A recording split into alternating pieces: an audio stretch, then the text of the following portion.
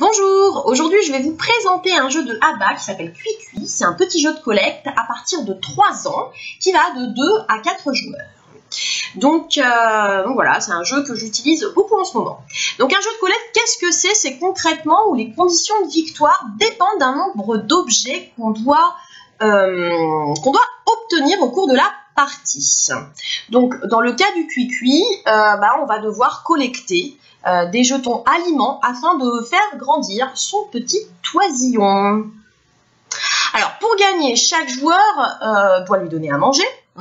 Pas tous les oisillons mangent la même chose et on doit le faire grandir afin qu'il prenne son autonomie et qu'il sorte de son petit nid. Donc là vous avez donc 4 cartes qui sont exposées qui vont de la plus petite jusqu'à la plus grande. Le but c'est d'atteindre effectivement la plus grande.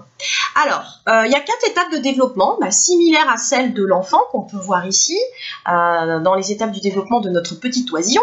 Il y a la naissance, donc ce qui correspond à la sortie de l'œuf, la position assise, la marche et enfin l'autonomie, la sociabilisation, c'est là où l'enfant va partir à l'école, on espère bien, ou qui est déjà à l'école. Parce que savoir avec la petite section, c'est quand même une grande dominante dans cette classe-là.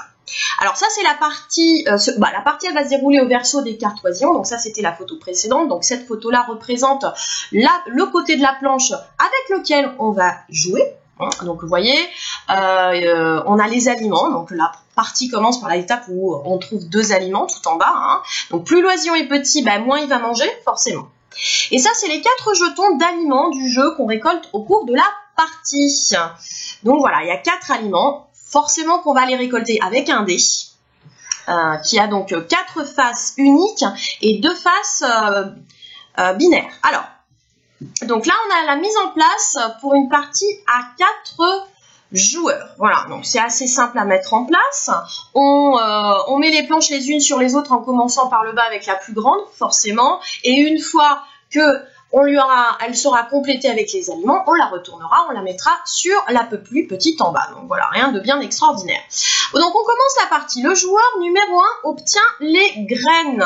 Donc, vous imaginez bien, il va aller prendre le jeton des graines. Donc ensuite, on va passer au joueur numéro 2 qui obtient les baies. Donc là, rien de bien compliqué. Il va aller prendre le jeton des baies et les placer sur sa planche. Ensuite, on passe au joueur numéro 3 qui va tirer le vert, mais il n'en a pas. Donc, il ne récolte pas de jetons pour ce tour. Donc, vous voyez, la dynamique, elle est assez facile. Ça, c'est le joueur numéro 4 qui va tirer la double face, graine et vert. Donc, il va choisir le vert qu'il va mettre sur sa planche. Donc voilà, la mécanique est assez simple, c'est quand même un jeu pour les petits. Alors après plusieurs tours de jeu, parce que vous avez compris, c'est quand même relativement simple, donc on va pas s'attarder sur ça. On a les planches qui sont remplies, voilà, on a la planche du joueur numéro 4 qui complète sa planche, et là, forcément, il a gagné la partie, comme vous pouvez le constater. Son petit oiseau a pris son envol. Donc voilà, c'est le vainqueur de cette partie.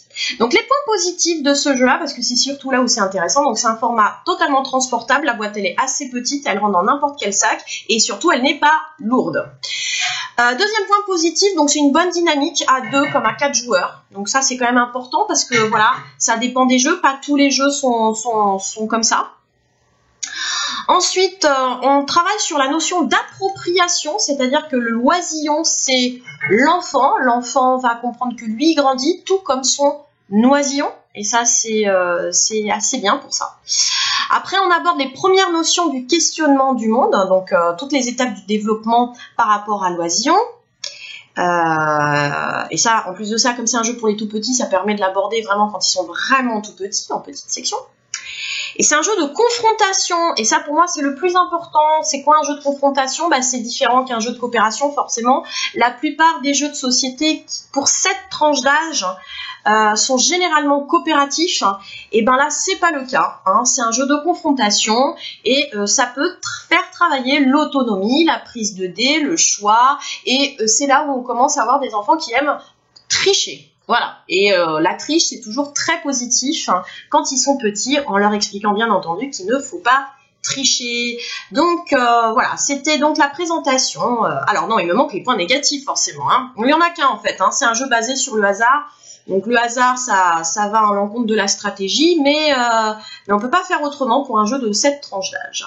Donc voilà, merci d'avoir regardé cette vidéo sur Cuicui, donc un petit jeu de collecte de ABBA. Vous pouvez nous suivre sur Facebook à Learning with Board Games. Entre temps, je vous dis à bientôt.